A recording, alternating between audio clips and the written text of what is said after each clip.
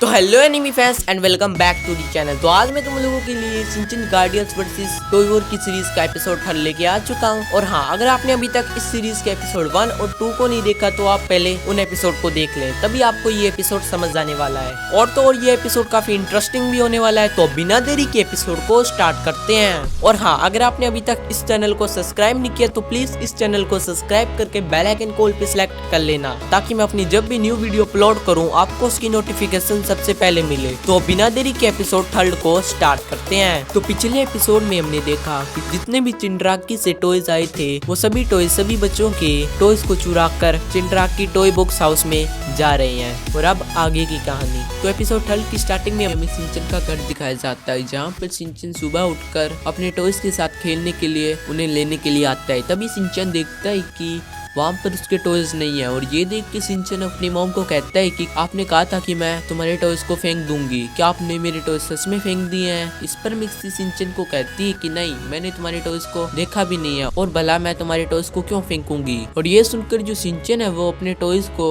घर के हर कोने में ढूंढने लग जाता है, पर सिंचन को उसके टॉयज कहीं पर भी नहीं मिलते। और उसके बाद में हमें दिखाया जाता है कि स्कूल में सब प्लेग्राउंड में खेल रहे हैं। तभी नैनी सिंचन से पूछती है कि तुम्हारे टॉयज किसने फेंक दी है। इस पर सिंचन कहता है कि मेरी मॉम को मेरे टॉयज फेंकने में बहुत ज्यादा मजा आता है, शायद उन्होंने ही मेरे टॉयज को फेंका है। और ये सुनकर कजामा सोचने लग जाता है कि मेरी मॉम तो मेरे साथ ऐसा कर भी नहीं सकती, वो भला मेरे मोइपी टॉयज को क्यों फेंकेगी। और मोइपी का नाम सुनकर सिंचन कजामा से पूछता है कि कजामा तुम मोई मोई क्या कर रहे हो। और ये सुनकर कजामा जो है वो उस बात को टालने के लिए किसी और टॉयज का नाम लेकर उस बात को टाल देता है। तभी नैनी कजामा को कहती है कि तुम ऐसी बातें मत करो, तुम्हें पता नहीं हम सब कितने परेशान हैं, हमारे टॉयज हमें मिल नहीं रहे हैं। और तभी मसाओ उन सबको कहता है कि हमें अपने टॉयज लेने के लिए चिंड्राके में जाना चाहिए। और ये सुनकर वो सब कहते हैं कि हाँ, हमें जरूर चिंड्राके में जाना चाहिए। और ये सब देख के वो जो होता है वो सोचता है कि इन सबको क्या हो चुका है। और फिर हमें दिखाया जाता है कि वो सब चिंड्राके में आ चुके हैं, और आते ही वो सब उस मशीन के स्विच को घुमाने लग जाते हैं, पर वो स्विच उनसे नहीं घूमता, न ही उस मशीन से कोई टॉय बाहर आता है। ये देख के वो सब उदास हो जाते हैं। तभी वहाँ पे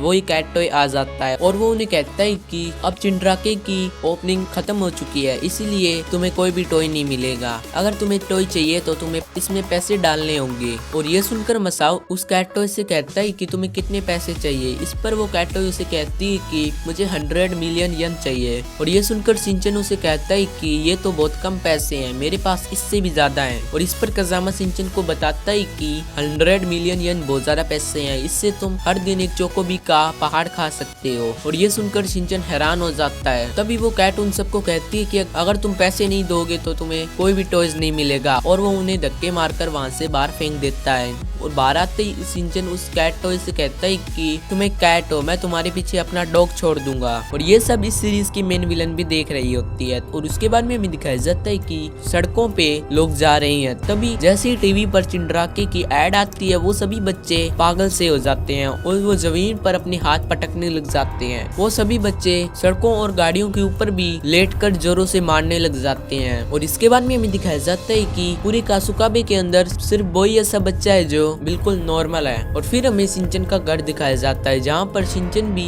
बाकी सभी बच्चों की तरह व्यवहार कर रहा है। तभी वहाँ पे बो आ जाता है, और बो को देख के सिंचन जो है वो बो को मारने के लिए उसकी ओर कूदता है। और सिंचन को अपनी ओर आता देखकर बो जो है वो सिंचन को एक बुक दिखाता है। और जो सिंचन होता है वो बो से वो बुक लेकर उसे पढ़ने लग जाता है। जैसे ही वो उस बुक को पढ़ता है वो एकदम नॉर्मल हो जाता है। और बो सिंचन को कहता है कि पूरे कासुकाबे के सभी बच्चे टॉयज के लिए पूरे तरीके से पागल हो चुके हैं, हमें उन सबको नॉर्मल करना होगा। और ये सुनकर सिंचन उसे कहता है कि हाँ, मैं तुम्हारी मदद करूंगा। और वो दोनों कजामा के घर पे चले जाते हैं, जहाँ पर कजामा भी उन सभी बच्चों की तरह ही व्यवहार कर रहा होता है। और जो सिंचन होता है वो कजामा के कान में फूंक मारता है, जिसकी वजह से जो कजामा होता है वो एकदम नॉर्मल हो जाता है। और फिर कजामा सिंचन से पूछता है कि मुझे क्या हुआ था। इस पर सिंचन उसे बताता है कि तुम टॉयज के लिए पूरी तरीके से पागल हो गए थे। और नैनी भी उन सभी बच्चों की तरह ही व्यवहार कर रही होती है। है, पर वो सब मिलकर नैनी के पास जाकर उसकी फोटो शूटिंग करने लग जाते हैं, जिसकी वजह से जो नैनी होती है वो भी एकदम नॉर्मल हो जाती है और आखिर में वो सब मिलकर मसाओ को भी एकदम नॉर्मल कर देते हैं। तभी कजामा बो से पूछता है कि तुम टॉयज के लिए पागल क्यों नहीं हुए थे।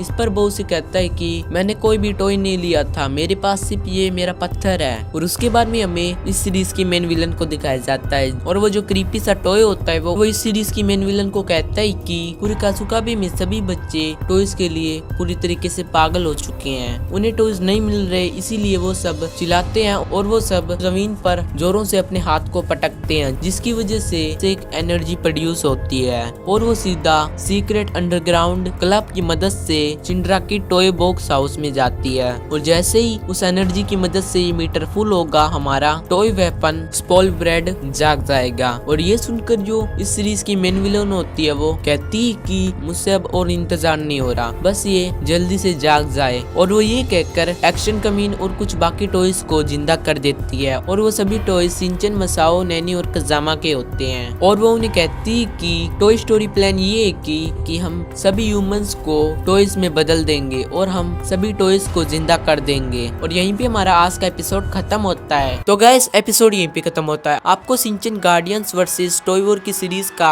एपिसोड 3 कैसा लगा मुझे कमेंट में बताएं। और मैं आपको बता देता हूँ, मैं एपिसोड 4 भी काफी जल्दी डालने वाला हूँ। आपको इस सीरीज का एपिसोड 4 सबसे पहले देखने के लिए मिले, उसके लिए आपको इस चैनल को सब्सक्राइब करके बेल आइकन कॉल पे सिलेक्ट कर लेना है, ताकि मैं जैसे ही एपिसोड 4 डालूं आपको उसकी नोटिफिकेशन सबसे पहले मिले। और अगर आपको इस सीरीज का एपिसोड 3 थोड़ा सा भी पसंद आए तो लाइक जरूर से कर देना। और मैं मिलता हूँ तुम लोगों को ऐसे और इंटरेस्टिंग रिव्यू के साथ, तब तक के लिए बाय बाय।